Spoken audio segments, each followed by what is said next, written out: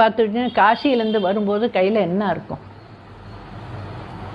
கொஞ்சம் பணம் தான் இருந்தது, 1000 rupees அண்ட் ஆட் தான் இருந்தது. அந்த வீடு வந்து பர் டே 20 rupeesனால் 600 rupees வாடகை. அப்புறம் ஒரு வேலைக்காரமாக மெய்ட் சர்வெண்ட் வச்சுருந்தேன், அதுக்கு ஒரு 100 ரூபா.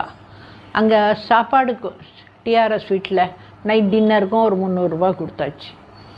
அப்புறம் கையில் இருந்தாக்கா வெள்ளத்தில் பிள்ளையார பண்ணி கிள்ளிகிட்டே இருந்தால் பிள்ளையார் எங்கே இருக்கும்? எனக்கு பயம் வந்துடுது. அதனால் ஒரு 20 மாதம் கழிச்சு மெல்ல சாமிக்கு ஒரு லெட்டர் எழுதி கொடுத்தேன். சாமி இந்த மாதிரி பார்க்கணும்னு சொன்னேன். கூப்பிட்டார். என்னன்னாரு, ஜஸ்ட் ஃபார் 2 days சுவாமிஜி, நான் தஞ்சாவூர் போயிட்டு வந்துடுறேன் அப்படின்னு. ஃபார் வாட்னாரு.